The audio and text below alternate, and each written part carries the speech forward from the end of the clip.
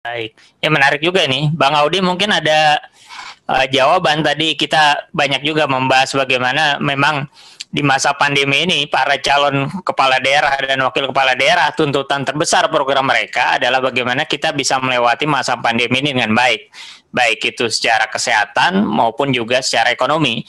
Apalagi Bang Audi ini fokusnya tadi banyak sekali di bidang ekonomi. Menurut Bang Audi gimana nih?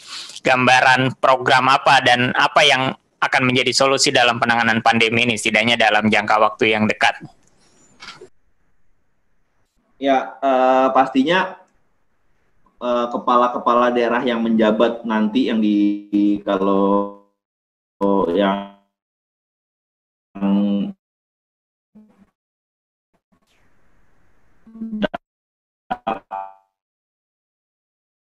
di 2021 ya dilantiknya lebih kurang. Ini challenge di bidang ekonominya akan sangat besar ya, pendapatan asli daerah pasti berkurang. Bang Ai, ini sorry ini sinyal saya nggak stabil banget kayaknya. Ya, lanjut. Masih nyambung, lanjut. Masih. PAD pasti berkurang, penerimaan pajak pun pasti berkurang, APBD berkurang. Jadi mesti benar-benar program yang dibuat itu benar-benar tepat sasaran dan mengurangi sesuatu yang konsumtif. Sesuatu yang lainnya saya lihat, saya bukan pejabat ya, Bang Ai, cuman kan saya banyak kebantu Pak Bang Zul di NTB ya. PKS juga kebetulan, terus Pak Nurdin Abdullah di Sulsel. Ya perjalanan dinas tuh kadang-kadang pasukan bebek ikut semua gitu, banyak banget yang ikut gitu kan. Itu kan sesuatu yang konsumtif banget, nah itu harus dikurangin. Jadi nanti anggaran-anggaran itu benar-benar harus dialihkan sesuatu yang benar-benar produktif, sesuatu yang membangun, yang rutin-rutin gitu tuh mesti benar-benar dikat-katin ya. Mungkin karena saya dari pihak swasta, wira swasta, jadi harus efisiensi gitu. Ya memang susah menerapkan sistem swasta di birokrasi, cuman bisa lah beberapa diambil gitu kan untuk birokrat nantinya gitu. Ekstrim misalnya nih Bang Ai nih, kepala dinas yang mau traveling ke luar negeri, ya, paling nggak nilai TOEFL-nya paling nggak 500 lah gitu. Kalau nilai TOEFL yang 500, mendingan nggak usah keluar negeri ya kan, keluar Jorong aja, atau keluar Nagari aja, atau keluar kabupaten aja gitu. Nah, jadi jelas bisa. Ya keluar negerinya bisa komunikasi ya. Hah? Ya kalau TOEFL-nya tinggi, komunikasinya berjalan kalau keluar negeri berarti ya. Iya. Kalau TOEFL tinggi bisa, kalau nggak ya jangan. Ini saya mau sapa dulu ibu kita nih Bu Suryani. Minggu lalu saya ketemu beliau di Padang. Gimana Bu, kabarnya Bu? Sehat Bu? Kebetulan pasangannya Bu Suryani, Om Is, itu sering main ke kantor kami di Jakarta. Punya hubungan dekat juga dengan Kepri. Minggu lalu lebih kurang ketemu dengan beliau di rumah dinas Wali Kota Padang ya. Semoga Bu Suryani sehat selalu. Saya juga habis medical check up ini Bu. Besok lanjut lagi, belum selesai tadi.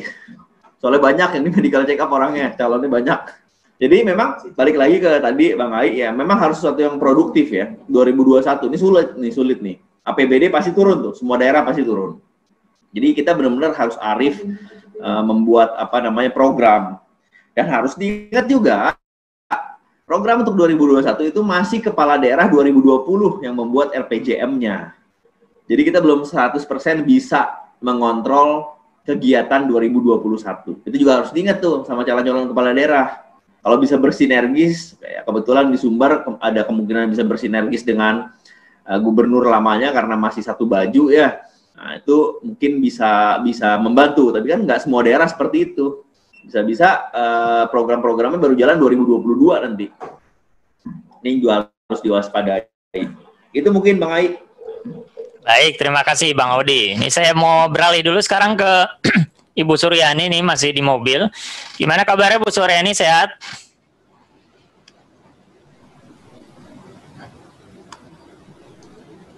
Bisa Ya, silakan Bu Suryani, sehat Bu Suryani? Alhamdulillah Bang Ai, gimana yang lainnya? Alhamdulillah. Alhamdulillah. Ini Bu Suryani nih calon wakil gubernur dari Kepri ya, Kepulauan Riau. Nah, saya mau tantang dulu karena Kepulauan Riau nih orang-orangnya dikenal jago pantun nih Bu. Jadi Bu Suryani kira-kira bisa pantun nggak nih coba nih? Bisa, ayo. Coba silakan Bu. Iya, berlayar malam ke Tanjung Pinang. Tanjung Pinang, Kota Bestari. Bersama Insani kita berjuang untuk kemajuan Provinsi Kepri. Luar biasa. Insani ini singkatan dari Isdianto Suryani, Insani. Baik, terima kasih Bu. Ternyata benar-benar calon wakil gubernur Kepri nih Bu ya. Enggak, itu udah dihafalin terus. Itu yang udah dihafalin terus. Pantun wajib itu ya.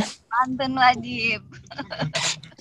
Baik Bu Suryani, tadi di awal kita menyinggung Mbak Titi bagaimana perempuan-perempuan di Indonesia itu sebetulnya banyak sekali yang potensial, lalu juga pemilihnya juga besar. Bahkan tadi Bu Azizah sebagai calon wali kota Tangsel juga menyampaikan bahwa perempuan itu, wanita itu ya kalau sudah milih itu setia sekali gitu. Ini Bu Suryani ini kebetulan anggota DPRD Provinsi Kepulauan Riau nih udah berapa periode nih Bu? Ini setia sekali berarti pendukung Bu Suryani ini. Periode keempat. Wah, periode keempat ya, luar biasa. Mbak Titi itu tahu tuh Mbak Titi. Pernah ke Kepri beberapa kali. Oke, baik. Nah, sekarang kita minta gambaran dari Ibu nih. Kebetulan kemarin kan Ibu 4 periode sudah jadi anggota DPRD Provinsi, lalu sekarang menjadi calon wakil gubernur Kepulauan Riau. Nah, kira-kira sebetulnya kekhususan apa yang Ibu mau sampaikan terkait dengan program bagi perempuan ataupun juga terkait dengan milenial kita pada tema hari ini? Silakan Bu. Oke, ya terima kasih Bang Ai dan Bapak Ibu sekalian, ada Bang Odi, ada Mbak Titi, ada Bu Aziza, ya satu lagi Pak Bang Basam ya.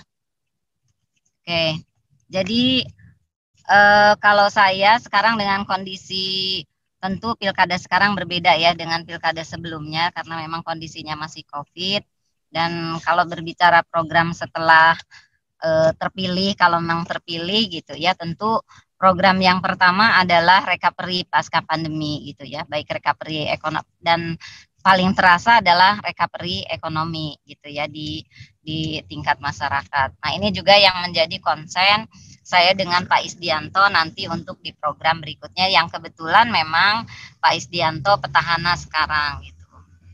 Jadi apa yang menjadi konsen ke depan bagi saya pribadi ya sebagai calon wakil gubernur, saya melihat selama ini, selama saya mendampingi konstituen ya, karena memang masih di dapil gitu ya, masih di dapil saya sekarang kemudian beralih menjadi satu Kepulauan Riau, saya melihat ada beberapa hal yang belum tereksplor dengan maksimal gitu ya. Salah satunya adalah potensi kelautan Kepri yang belum tereksplor dengan baik karena gen Kepri kan maritim 96%, tapi justru pendapatan kita masih bergantungnya kepada pajak kendaraan bermotor. Jadi masih belum belum nyambung dengan potensi besar Kepri. Itu kalau berbicara secara umum terkait dengan kondisi daerah gitu ya. Dan ini kan berkaitan dengan sumber-sumber pendapatan daerah yang akan berakibat kepada bagaimana penganggaran untuk kegiatan-kegiatan yang tadi kepada perempuan juga kepada milenial gitu ya, salah duanya ya, bukan salah satunya. Nah, selama ini Bang Ai yang sudah dilakukan tentu dan yang akan saya lakukan nanti ketika mendampingi Pak Isdianto adalah terkait penguatan ekonomi perempuan gitu, yang memang alhamdulillah selama pandemi COVID ini luar biasa bertahannya gitu ya di masa pandemi ini, sehingga saya melihat ini harus dikuatkan terus. Di samping juga KUKM nelayan gitu kan, KUKM itu bukan hanya KUKM yang di sektor pertanian, di sektor KUKM yang selama ini ibu-ibu gitu ya, yang mikro, yang kecil, tapi juga di nelayan. Nah, di nelayan ini belum terkelola dengan baik gitu, sehingga mereka hanya selama ini banyaknya sebagai objek ya. Nah, makanya kita kemarin juga saya sudah bagaimana berkoordinasi dengan para pendamping nelayan agar ke depan kita bisa nelayan di Kepri ini bisa memang sejahtera di negeri sendiri, yang otomatis 96% lautan kan harusnya berdampak besar terhadap nelayan-nelayan kita. Itu. Baik, terima kasih. Terkait terkait milenial juga kita sudah siapkan program-program yang ke sana. Ya tentu nanti disesuaikan dengan tupoksi di pemerintahan gitu ya. Baik, terima kasih Bu Suryani. Ini ngomong-ngomong Bu, di Kepri itu ada Kabupaten Lingga Bu ya. Saya pernah dua kali ke sana dulu. Dan seingat saya itu Kabupaten Lingga itu jauh sekali tempatnya, dan kita hanya bisa ke sana dulu waktu saya masih ke sana. Itu hanya 1 kali kapal tuh Bu dari Tanjung Pinang tuh. Sekarang sudah berapa kali tuh Bu di sana?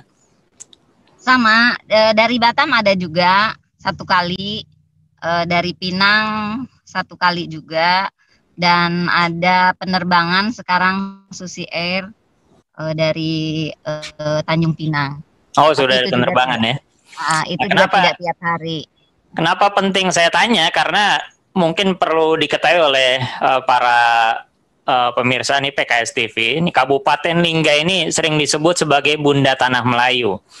Jadi kalau kita di Indonesia ini salah satunya ada dari Melayu, dan bahkan ada tetangga kita di Malaysia, di Singapura itu juga dari Melayu, maka sebetulnya di Kepri ini adalah tempat dari ibunda mereka. Jadi Bunda Tanah Melayu namanya. Jadi asal Melayu itu ada di Kabupaten Lingga. Nah, makanya saya penting untuk tanyakan itu sebagai bagian gambaran bahwa Kepri ini salah satu provinsi yang cukup menarik, karena bukan hanya provinsi yang sekarang sedang berkembang, tapi memang di sana adalah bagian dari Bunda Tanah Melayu, dari seluruh rumpun Melayu yang ada di Asia Tenggara bahkan. Betul ya Bu ya?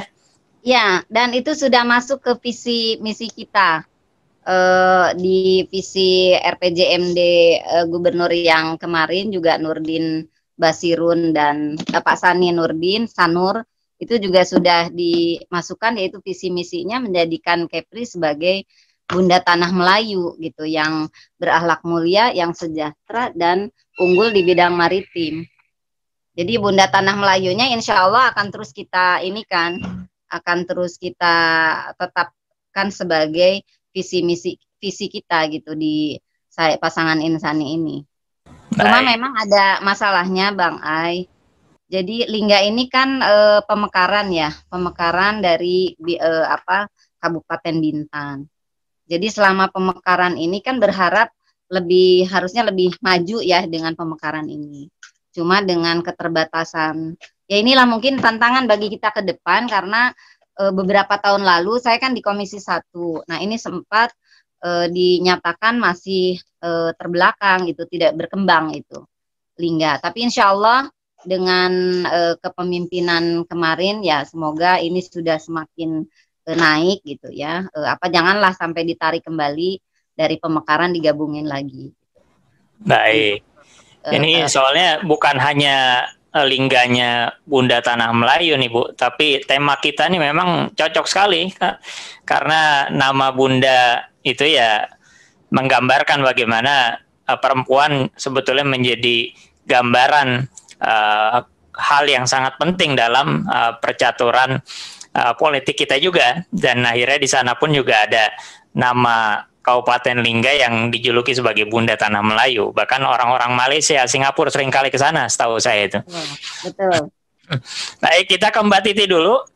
Ini Bang Audi mungkin putus, nanti kita cek lagi. Mbak Titi, ini kan Bu Suryani ini Alek yang sudah terpilih 4 periode nih Mbak Titi. Jadi kalau tadi yang disampaikan oleh Mbak Titi, bahkan diperkuat juga oleh Bu Nur Azizah tadi, bahwa pemilih setia ini, Bu Suryani salah satu yang membuktikan bahwa memang beliau calon perempuan yang sudah terbukti terpilih bahkan sampai 4 periode, dan mungkin bukan hanya setia lagi nih, tapi sudah menjadi calon wakil gubernur Kepri. Insya Allah nanti mudah-mudahan kesetiaannya berlanjut ke pemilihan gubernur dan wakil gubernur. Gimana pandangan Mbak Titi kira-kira? Ya, saya cukup mengenal Bu Suryani ya, karena beberapa kali ke Kepri. Iya, Assalamualaikum Bu. Jadi senang sekali memang di Kepri ini, Kepulauan Riau ya. Koreksi saya kalau salah ya Bu Suryani, ada 2 calon wagubnya itu sama-sama perempuan gitu. Jadi ya, mudah-mudahan ini refleksi masyarakat Melayu, lagi-lagi karena kita orang Sumatera ya Bu ya, memang di relasi yang egaliter itu kita biasa gitu, karena memang perempuan Melayu itu kan terbiasa dengan kehidupan yang keras ya, dan juga kalau kita lihat sejarah Melayu, perempuan-perempuan itu relatif menjadi figur-figur dominan. Tetapi memang sekali lagi tantangan cukup besar juga di Kepri, selain kita memang di tengah situasi pandemi dari sisi lanskap alam dan juga termasuk ya tantangan soal di Kepri itu permasalahan korupsinya masih tinggi. Nah, itu tidak perlu disebut gitu ya. Nah, bagaimana kemudian sosok perempuan itu bisa hadir sebagai simbolisasi politik etis, politik yang bersih. Nah, selain merefleksikan keteguhan hati, juga merefleksikan politik yang bersih, politik yang etis. Nah, ini menurut saya bisa menjadi keunggulan yang ditawarkan oleh perempuan. Selain Mas Ai, memang perempuan itu di masa pandemi dia mengalami multiple burden, bukan hanya double burden. Kita tahu ya, dengan misalnya school from home atau sekolah dari rumah, lalu kemudian sebagian juga bekerja dari rumah. Nah, beban-beban itu menumpuk begitu. Jangan sampai kemudian di tengah situasi pandemi, lalu perempuan karena dia terlalu lelah dengan multiple burdennya, tidak menganggap proses pilkada ini sebagai sesuatu yang prioritas. Akhirnya ketika hari H tidak pergi ke TPS atau kemudian tidak mencari tahu informasi soal kandidat. Jadi ini juga tantangan kita nih Bu Suryani, bagaimana memastikan pemilih perempuan itu terinformasi dengan baik dan mampu kita bawa pergi ke TPS dengan visi dan tujuan yang jelas gitu ya. Tetapi kalau soal daya tempur, daya tahan, kita tahu lah Bu Suryani ini nggak ada nyerah-nyerahnya gitu. Gitu Mas Ai. Baik.